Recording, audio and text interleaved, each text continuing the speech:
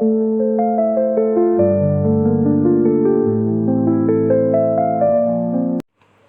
FIFO atau First In First Out adalah persediaan barang yang masuk pertama dan juga akan dikeluarkan pertama dari perusahaan yang terkait. Baiklah, di sini saya akan menjelaskan tentang pencatatan persediaan dengan sistem perpetual FIFO. Berikut adalah data persediaan barang dagang yang terjadi pada UD Aneka Jaya periode Desember 2017. UD Aneka Jaya menjual barang mie instan Indomie Special, berikut transaksinya. Desember tanggal 1 persediaan 75 dus at 66.000. Desember tanggal 5 dibeli dari PT Indofood sebanyak 100 dus at 68.000. Desember tanggal 14 kopi faktur nomor 202 toko Sumber Rezeki untuk penjualan 30 dus at 80.000. Desember tanggal 20 faktur nomor 31 dari PT Indomarko untuk pembelian 75 dus at 70.000. Desember tanggal 23 kopi faktur nomor 204 toko ijo untuk penjualan 45 dus at 78.000. Desember tanggal 26 kopi faktur nomor 206 toko Jago untuk penjualan 50 dus at 76.000. Desember tanggal 29 kopi faktur nomor 208 toko Sumber Rezeki untuk penjualan 40 dus at 78.000. Di sini kita diminta untuk buatlah catatan mutasi barang Indomie Special dalam kartu persediaan FIFO dan buatlah jurnal. Yang pertama, kartu persediaan UD Aneka Jaya. Di sini kita bikin tanggal 1, yang di tanggal 1 masuk ke nilai persediaan akhir, di mana di sini tertulis 75 dus, di sini kita tulis 75 unit. Harga satuan 66.000, di mana di sini tertulis at 66.000. Maka jumlah yang ada di sini, jumlah dari hasil 66.000 kali 75 dus yaitu 4.950. Kemudian di tanggal 5 pembelian dibeli dari PT Indofood sebanyak 100 dus at 68.000. 100 dus kita masukkan di unit, harga satuan 68.000 dengan jumlah 68.000 dikali 100 sama dengan 6.800. Di sini 75 dus at harga satuan 66.000, jumlah 4.950 ditambah 100 dus, harga satuan 68.000, jumlah 6.800, jadi hasilnya 175 dengan jumlah 11.750.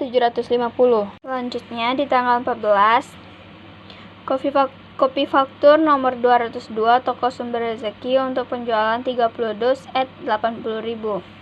Di sini nomor bukti kopi faktur nomor 202 persediaan keluar 30 dus, harga satuan 66.000 dengan jumlah 66.000 dikali 30 dus sama dengan 1.980.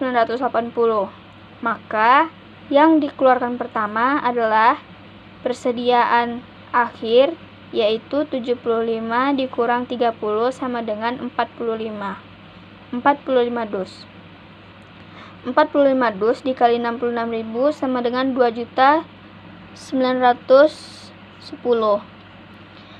Ditambah dengan persediaan masuk yang tadi di tanggal 5 sama dengan 145 dus dengan harga 9.770. Selanjutnya di tanggal 20 yaitu faktur nomor 31 dari PT Indomarko untuk pembelian 75 dus at 70.000. Di sini nomor buktinya adalah faktur nomor 31. Persediaan masuk 75 dus dengan harga satuan 70.000 dengan jumlah 70.000 dikali 75 dus sama dengan 5.250. Di persediaan akhir 45 dus ditambah 100 dus ditambah 75 dus sama dengan 220 dus. Jumlahnya 2.910 ditambah 6.800 dan ditambah 5.250 sama dengan 15.050. Selanjutnya di tanggal 23 yaitu kopi faktur nomor 204 toko hijau untuk penjualan 45 dus at 78.000. Di sini kita masukkan di persediaan keluar. Nomor bukti kopi faktur nomor 204. Persediaan keluar 45 dus dengan harga satuan 66.000, di mana 66.000 dikali 45 dus adalah sama dengan 2.970. Mengapa di sini harganya 66.000 dan tidak 78.000? Karena di sini persediaan keluar adalah persediaan yang pertama, persediaan akhir yang tersisa 45 dus dengan harga satuan 66.000. Maka persediaan akhir tersisa 100 dus ditambah 75 dus sama dengan 175 dus, di mana jumlahnya adalah 12.050. Selanjutnya di tanggal 26 kopi faktur nomor 206 toko jago untuk penjualan 50 dus at 76.000. Di sini kita masukkan persediaan keluar.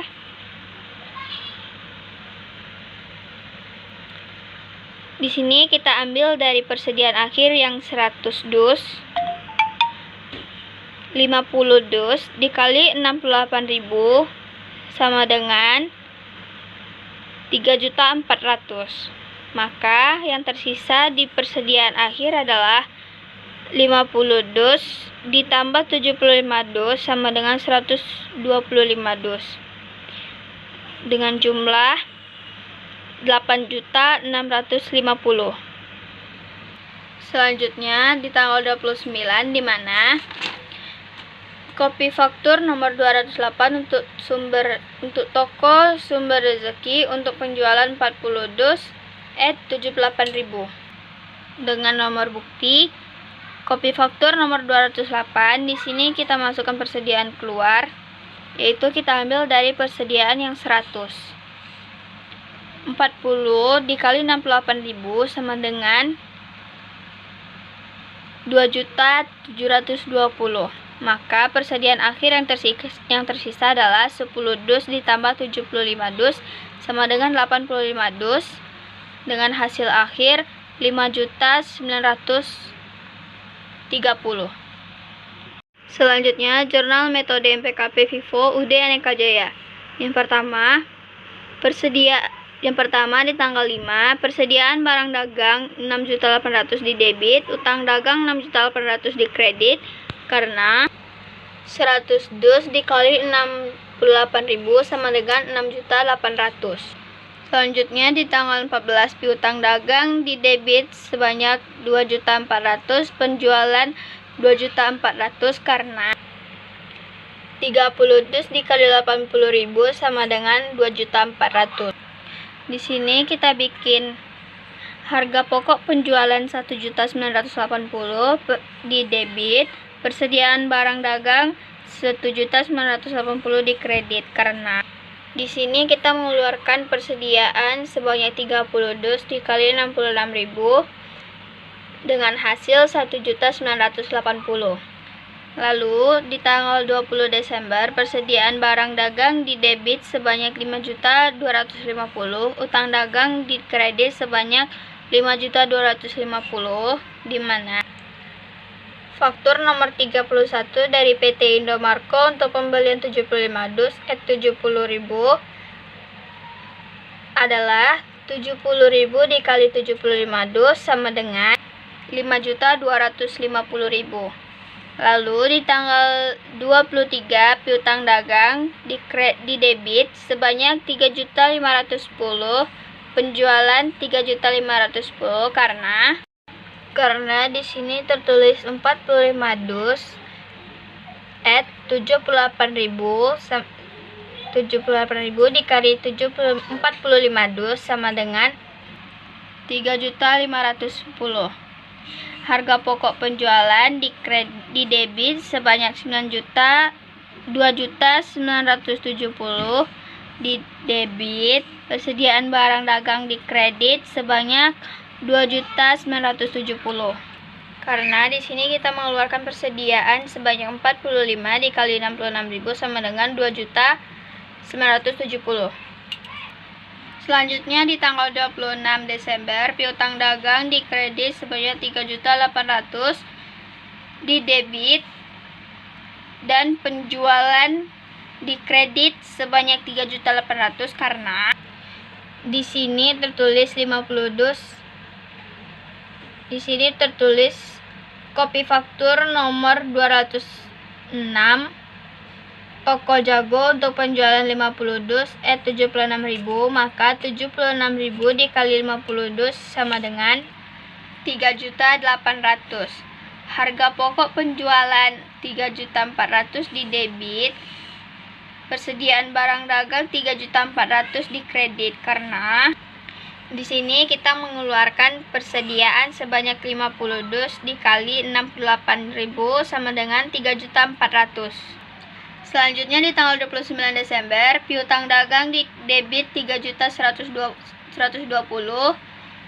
penjualan di kredit 3.120 karena 40 dus dikali 78.000 sama dengan 3.120.000.